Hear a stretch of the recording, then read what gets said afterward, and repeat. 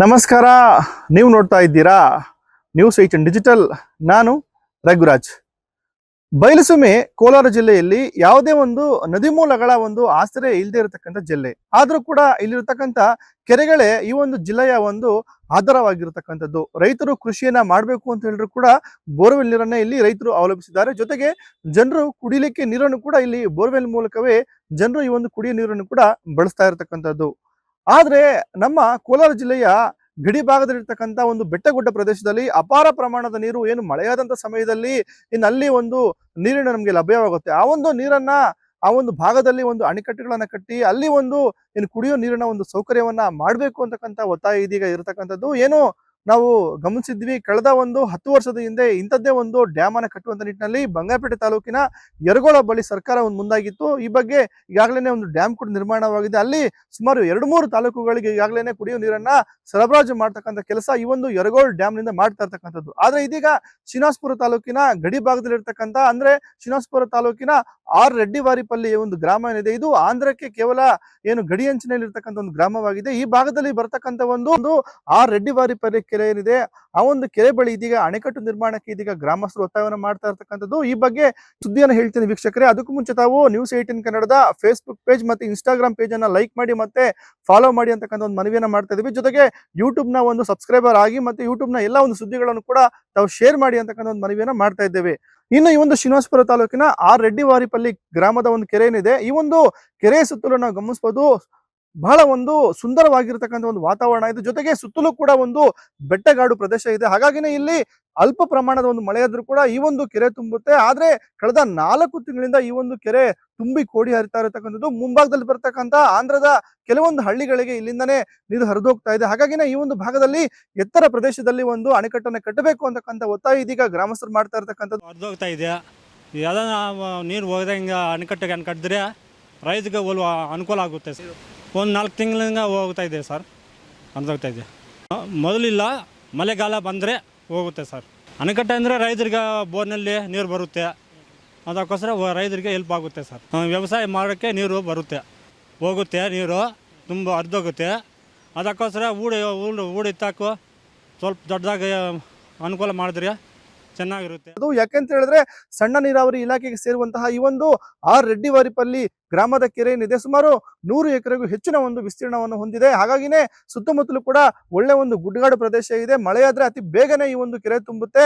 ಇನ್ನು ನಾವು ಗಮನಿಸಬಹುದು, ಏನು ಕೋಲಾರ ಜಿಲ್ಲೆಯಲ್ಲಿ ಕಳೆದ 1 ತಿಂಗಳ ಹಿಂದೆ ಇದೀಗ ಮಳೆ ನಿಂತಿರತಕ್ಕಂಥದ್ದು. ಮಳೆ ನಿಂತರೂ ಕೂಡ ಈ ಒಂದು ಗ್ರಾಮದ ಕೆರೆ ಏನಿದೆ ಇನ್ನೂ ಕೋಡಿ ಹರಿತಾ ಇದೆ. ಹಾಗಾಗಿ ಸುಮಾರು 4 ತಿಂಗಳಿಂದ ಈ ಒಂದು ರೆಡ್ಡಿವಾರಿಪಲ್ಲಿ ಕೆರೆ ಏನಿದೆ ಅದು ಕೋಡಿ ಹರಿತಾ ಇರತಕ್ಕಂಥದ್ದು. ಹಾಗಾಗಿನೇ ಈ ಒಂದು ಭಾಗದಲ್ಲಿ ಅಣೆಕಟ್ಟನ್ನು ಕಟ್ಟಿದ್ರೆ ಖಂಡಿತ ಶ್ರೀನಿವಾಸಪುರ ತಾಲೂಕಿನ ಗಡಿ ಒಂದು ಗ್ರಾಮಗಳಿಗೆ ಒಂದು ಕುಡಿಯುವ ನೀರನ್ನು ಕೂಡ ಒದಗಿಸಬಹುದು. ಜೊತೆಗೆ ಒಂದು ಬೇಸಿಗೆ ಕಾಲದಲ್ಲಿ ನೀರಿನ ಅಭಾವ ಏನು ಉಂಟಾಗುತ್ತೆ ಕೋಲಾರ ಜಿಲ್ಲೆಯ ಒಂದು ಗಡಿ ಭಾಗದಲ್ಲಿ, ಆ ಒಂದು ಸಮಯದಲ್ಲೂ ಕೂಡ ಏನು ಕೃಷಿಗೂ ಕೂಡ ಈ ಒಂದು ರೈತರಿಗೆ ನೀರನ್ನು ಕೂಡ ಪೂರೈಸಬಹುದು. ಮತ್ತು ಆ ಒಂದು ಭಾಗದಲ್ಲಿ ಬಹಳಷ್ಟು ಒಂದು ಅಂತರ್ಜಲ ಮಟ್ಟ ಕೂಡ ವೃದ್ಧಿ ಆಗುತ್ತೆ. ಹೀಗಾಗಿನೇ ಈಗ ಗ್ರಾಮಸ್ಥರು ಕೂಡ ಈ ಬಗ್ಗೆ ಮಾತನಾಡಿದ್ದಾರೆ. ಏನು ಕಳೆದ 4 ತಿಂಗಳಿಂದ ವ್ಯರ್ಥವಾಗಿ ಆಂಧ್ರಕ್ಕೆ ಈ ಒಂದು ರೆಡ್ಡಿವಾರಿಪಲ್ಲಿ ಕೆರೆಯ ಒಂದು ನೀರು ಹರಿದು ಹೋಗ್ತಾ ಇದೆ. ಹಾಗಾಗಿನೇ ಅಲ್ಲಿ ಏನು ಮುಂಭಾಗದಲ್ಲಿ ಇರ್ತಕ್ಕಂಥ ಆಂಧ್ರದ ಒಂದು ಗ್ರಾಮಗಳಿಗೆ ಬಹಳ ದೊಡ್ಡದಾದಂತಹ ಕೆರೆಗಳಿದೆ. ಹಾಗಾಗಿ ಅಲ್ಲಿ ಅತಿ ಹೆಚ್ಚಾಗಿ ಒಂದು ನೀರು ಶೇಖರಣೆ ಆಗ್ತಾ ಇದೆ. ಹಾಗಾಗಿನೇ ಈ ಭಾಗದಲ್ಲೂ ಕೂಡ ಒಂದು ಅಣೆಕಟ್ಟನ್ನ ಕಟ್ಟಿ ಅಂತಕ್ಕಂಥ ಒಂದು ಮನವಿಯನ್ನು ಇದೀಗ ಗ್ರಾಮಸ್ಥರು ಕೂಡ ಮಾಡ್ತಾ ಇರ್ತಕ್ಕಂಥದ್ದು.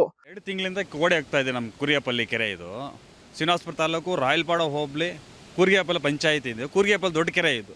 ಸುಮಾರು 100 ಎಕರೆ 120ರಿಂದ ಸುಮಾರು 120ರಿಂದ 25 ಎಕರೆ ಅಷ್ಟು ದೊಡ್ಡದಾದ ಕೆರೆ ಇದು. ತಾಲೂಕು ಮಟ್ಟದಲ್ಲಿ 2-3 ಇರ್ಬೋದು, ಅಷ್ಟೊಂದು ದೊಡ್ಡ ಕೆರೆ. ಇದಕ್ಕೆ ಸೋರ್ಸಸ್ ಇದೆ ನೀರಾವರಿ. ಮಳೆಗಾಲದಲ್ಲಿ ಮಳೆ ಬಿದ್ದಾಗ ಸುಮಾರು 10-20 ಕಿಲೋಮೀಟರ್ಗಳಿಂದ ಮೇಲ್ಗಡೆ ಕೆರೆಗಳಿದೆ, ಸಣ್ಣ ಸಣ್ಣ ಕೆರೆಗಳಿದೆ. ಅವೆಲ್ಲ ಭರ್ತಿ ಆಗ್ಬಿಟ್ಟು ನಮ್ಮ ಕೆರೆಗೆ ನೀರು ಬಂದು ಇದಾಗುತ್ತೆ.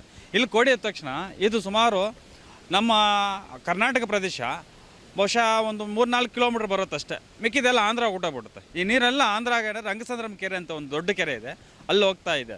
ಇದು ಸುಮಾರು ಅಂದರೆ 100 ವರ್ಷಗಳ ಹಿಂದ್ಗಡೆ ಕಟ್ಟಿರೋ ದೊಡ್ಡ ಕೆರೆ ಇದು. ಆದರೂ ಕೂಡ ಸರ್ಕಾರದ ಯಾವುದೇ ಮಟ್ಟದಲ್ಲಿ ಕೂಡ ಅದು ಅಭಿವೃದ್ಧಿ ಆಗಿಲ್ಲ. ಬಹುಶಃ ದೊಡ್ಡ ಕೆರೆ ಕಟ್ಟಿದರೆ ಇನ್ನು ಸ್ವಲ್ಪ ಒಂದೊಂದು ಅಣೆಕಟ್ಟು ಸ್ವಲ್ಪ ದೊಡ್ಡ ಕಟ್ಟಿದರೆ ಇನ್ನೂ ಸ್ವಲ್ಪ ನೀರು ಜಾಸ್ತಿ ಇಡಿಸ್ಬೋದಾಗಿತ್ತು. ಆದರೂ ಕೂಡ ಸರ್ಕಾರ ಇದು ಗಮನ ಹರಿಸಲಿಲ್ಲ. ಇನ್ನು ಶ್ರೀನಿವಾಸಪುರ ತಾಲೂಕಿನ ಒಂದು ಗಡಿ ಭಾಗದಲ್ಲಿ ಬಹಳಷ್ಟು ಒಂದು ಬೆಟ್ಟಗುಡ್ಡ ಪ್ರದೇಶಗಳಿದೆ. ಆ ಒಂದು ಬೆಟ್ಟಗುಡ್ಡ ಪ್ರದೇಶದಲ್ಲಿ ಕೂಡ ಏನು ಮಳೆಯಾದಂತ ಸಮಯದಲ್ಲಿ ಬಹಳ ಅತಿ ಹೆಚ್ಚಾಗಿ ನೀರು ಕೂಡ ಆಂಧ್ರಕ್ಕೆ ಹರಿದು ಹೋಗ್ತಾ ಇರತಕ್ಕಂಥದ್ದು. ಆ ಭಾಗದಲ್ಲಿ ಕೂಡ ಅತಿ ಹೆಚ್ಚಾಗಿ ಅಲ್ಲಿ ಒಂದು ಚಾನಲ್ ಗಳನ್ನ ಮಾಡಿ ಆ ಒಂದು ಚಾನಲ್ಗಳ ಮೂಲಕ ಸ್ಥಳೀಯವಾಗಿರ್ತಕ್ಕಂಥ ಕೆರೆಗಳನ್ನ ಒಂದು ತುಂಬಿಸ್ತಕ್ಕಂಥ ಒಂದು ಯೋಜನೆ ಕೂಡ ಇದೀಗ ಜಾರಿಗೊಳಿಸಬೇಕು ಅಂತಕ್ಕಂಥ ಒತ್ತಾಯ ಕೂಡ ಇರತಕ್ಕಂಥದ್ದು. ಹಾಗಾಗಿನೇ ನಾವು ಗಮನಿಸಬಹುದು, ಈ ಒಂದು ಕೋಲಾರ ಜಿಲ್ಲೆಯಲ್ಲಿ ಇರ್ತಕ್ಕಂಥ ಕೆರೆಗಳ ಇಲ್ಲಿ ಅಂತರ್ಜಲ ಮಟ್ಟದ ಒಂದು ಜೀವಾಳ ಆಗಿರ್ತಕ್ಕಂಥದ್ದು. ಹಾಗಾಗಿನೇ ಅಂತರ್ಜಲ ಮಟ್ಟ ವೃದ್ಧಿ ಆದ್ರೆ ಇಲ್ಲಿರ್ತಕ್ಕಂಥ ರೈತರು ನಿಶ್ಚಿಂತೆಯಿಂದ ಕೃಷಿ ಚಟುವಟಿಕೆಯನ್ನ ಮಾಡಬಹುದು, ಮತ್ತೆ ಜನರಿಗೂ ಕೂಡ ಒಂದು ಕುಡಿಯುವಂತಹ ಒಂದು ನೀರಿನ ಪೂರೈಕೆಯನ್ನ ಸ್ಥಳೀಯ ಸಂಸ್ಥೆಗಳು ಮಾಡುತ್ತೆ. ಹಾಗಾಗಿನೇ ಸ್ಥಳೀಯವಾಗಿ ಲಭ್ಯವಿರತಕ್ಕಂಥ ನೀರಿನ ಮೂಲಗಳನ್ನ ಯಾವುದೇ ಕಾರಣಕ್ಕೂ ಕೂಡ ನಾವು ಕೈ ಬಿಡಬಾರದು. ಮತ್ತೆ ಈ ಒಂದು ಭಾಗದಲ್ಲಿ ಒಂದು ಅಣೆಕಟ್ಟನ್ನ ಕಟ್ಟಬೇಕು ಅಂತಕ್ಕಂಥ ಒತ್ತಾಯ ಇರತಕ್ಕಂಥದ್ದು. ಆದ್ರೆ ಈ ಒಂದು ಆರಡ್ಡಿವಾರಿಪಲ್ಲಿ ಕೆರೆ ಏನಿದೆ ಇದು ಸಣ್ಣ ನೀರಾವರಿ ಇಲಾಖೆಗೆ ಸೇರುತ್ತೆ. ಈ ಒಂದು ಎಕರೆಗೂ ಅತಿ ಹೆಚ್ಚು ವಿಸ್ತೀರ್ಣ ಹೊಂದಿರತಕ್ಕಂಥ ಈ ಒಂದು ಕೆರೆಯಲ್ಲಿ ಹೂಳನ್ನು ಕೂಡ ತೆಗಿಬೇಕು ಅಂತಕ್ಕಂಥ ಒತ್ತಾಯ ಇರತಕ್ಕಂಥದ್ದು. ಹಾಗಾಗಿನೇ ಈ ಒಂದು ಎತ್ತಿನ ಹೊಳೆ ಯೋಜನೆಯ ನೀರು ಕೋಲಾರ ಜಿಲ್ಲೆಗೆ ಯಾವಾಗ ಬರುತ್ತೆ ಅಂತಕ್ಕಂಥ ಒಂದು ಸ್ಪಷ್ಟ ಮಾಹಿತಿ ಇನ್ನೂ ಕೂಡ ಲಭ್ಯವಿಲ್ಲ. ಹಾಗಾಗಿನೇ ಸ್ಥಳೀಯವಾಗಿ ಲಭ್ಯವಿರತಕ್ಕಂಥ ಒಂದು ಜಲಮೂಲಗಳನ್ನ ರಕ್ಷಣೆ ಮಾಡಬೇಕಾಗಿದೆ. ಸರ್ಕಾರ ಈ ನಿಟ್ಟಿನಲ್ಲಿ ಸುಮಾರು ಒಂದು 100ರಿಂದ 150 ಕೋಟಿ ವೆಚ್ಚವನ್ನ ಖರ್ಚು ಮಾಡಿದ್ರೆ ಖಂಡಿತ ಈ ಒಂದು ಭಾಗದಲ್ಲಿ ಅಂದ್ರೆ ಆ ರೆಡ್ಡಿವಾರಿಪಲ್ಲಿ ಕೆರೆಯಿಂದ ನೀರು ಹರಿದೋಗ್ತಾ ಇದೆ, ಈ ಒಂದು ಭಾಗದಲ್ಲಿ ಒಂದು ಅಣೆಕಟ್ಟನ್ನು ಕಟ್ಟಬಹುದಾಗಿದೆ. ಆ ಮೂಲಕ ಈ ಭಾಗದ ಒಂದು 10 ಗ್ರಾಮಗಳಿಗೆ ಈ ಒಂದು ಅಣೆಕಟ್ಟು ಖಂಡಿತ ಒಂದು ಸಹಕಾರಿಯಾಗುತ್ತೆ. ಯಾಕೆಂತ ಹೇಳಿದ್ರೆ ಸುತ್ತಲೂ ಕೂಡ ಒಂದು ಗುಡ್ಡಗಾಡು ಪ್ರದೇಶ ಇದೆ, ಜೊತೆಗೆ ಸುಂದರವಾದಂತಹ ಒಂದು ವಾತಾವರಣ ಕೂಡ ಇದೆ. ಈ ಭಾಗದಲ್ಲಿ ಒಂದು ಅಣೆಕಟ್ಟು ನಿರ್ಮಾಣ ಆದ್ರೆ ಖಂಡಿತ ಪ್ರವಾಸೋದ್ಯಮಕ್ಕೂ ಕೂಡ ಸರ್ಕಾರ ಉತ್ತೇಜನ ಕೊಟ್ಟಂತಾಗುತ್ತೆ. ಯಾಕೆಂತ ಹೇಳಿದ್ರೆ ಪಕ್ಕದ ಕೂಗಳತೆ ದೂರದಲ್ಲೇ ಮದನಪಲ್ಲಿ ಬಳಿ ಇರತಕ್ಕಂಥ ಒಂದು ಆಸ್ಲೆ ಹಿಲ್ಸ್ ಅಂತ ಒಂದು ಬೆಟ್ಟ ಏನಿದೆ, ಅದು ಬಹಳಷ್ಟು ಒಂದು ಭಾಗದಲ್ಲಿ ಪ್ರವಾಸೋದ್ಯಮವನ್ನ ಅಲ್ಲಿನ ಸರ್ಕಾರ ಈಗಾಗಲೇ ಬಹಳಷ್ಟು ಅಭಿವೃದ್ಧಿ ಮಾಡಿದೆ. ಹಾಗಾಗಿ ಈ ಒಂದು ಭಾಗದಲ್ಲಿ ಒಂದು ಅಣೆಕಟ್ಟನ್ನು ಕಟ್ಟಿದ್ರೆ ಖಂಡಿತ ಈ ಭಾಗದಲ್ಲಿ ಕೂಡ ಒಂದು ಪ್ರವಾಸೋದ್ಯಮ ಕೂಡ ಬಹಳ ಅಭಿವೃದ್ಧಿ ಕೂಡ ಆಗುತ್ತೆ. ಹಾಗಾಗಿ ಈ ಒಂದು ಕೋಲಾರ ಜಿಲ್ಲೆಯಲ್ಲಿ ಇರ್ತಕ್ಕಂಥ ಸಣ್ಣ ನೀರಾವರಿ ಇಲಾಖೆ ಅಧಿಕಾರಿಗಳು ಈ ಬಗ್ಗೆ ಒಂದು ಸರ್ಕಾರಕ್ಕೆ ಒಂದು ಖಂಡಿತ ಒಂದು ಪ್ರಸ್ತಾವನೆಯನ್ನ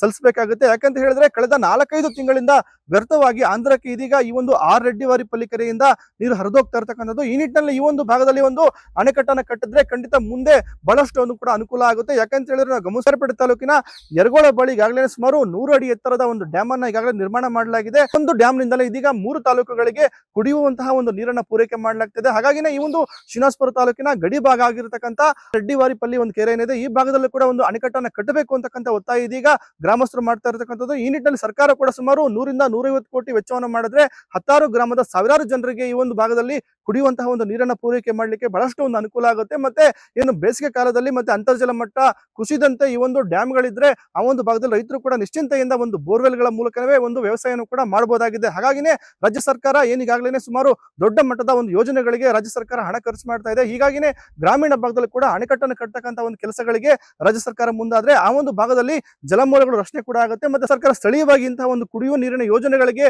ಪ್ರೋತ್ಸಾಹ ಕೊಟ್ಟರೆ ಖಂಡಿತ ಸ್ಥಳೀಯವಾಗಿ ಒಂದು ಕುಡಿಯುವ ನೀರಿನ ಲಭ್ಯ ಇರುತ್ತೆ. ಅದನ್ನು ಬಳಸಿಕೊಂಡು ಆಯಾದಲ್ಲಿ ಕುಡಿಯುವ ನೀರನ್ನು ಕೂಡ ಪೂರೈಸಲಿಕ್ಕೆ ಸ್ಥಳೀಯ ಸಂಸ್ಥೆಗಳಿಗೂ ಬಹಳಷ್ಟು ಒಂದು ಅನುಕೂಲ ಕೂಡ ಆಗುವಂತದ್ದು. ರಘುರಾಜ್, ನ್ಯೂಸ್ 18 ಕೋಲಾರ. ನಿರ್ಭೀತ, ನಿಷ್ಪಕ್ಷಪಾತ, ವಿಶ್ವಾಸಾರ್ಹ ಸುದ್ದಿಗಳಿಗೆ ಮತ್ತೊಂದು ಹೆಸರಾಗಿರೋ ನ್ಯೂಸ್ 18 ಕನ್ನಡ ಈಗ ಆಪ್ನಲ್ಲೂ ಲಭ್ಯ ಇದೆ. ದಯವಿಟ್ಟು ಇಲ್ಲಿರೋ QR ಕೋಡ್ ಅನ್ನ ಸ್ಕ್ಯಾನ್ ಮಾಡಿಕೊಂಡು ಆಪ್ ಡೌನ್ಲೋಡ್ ಮಾಡೋದಕ್ಕೆ ಮರಿಬೇಡಿ.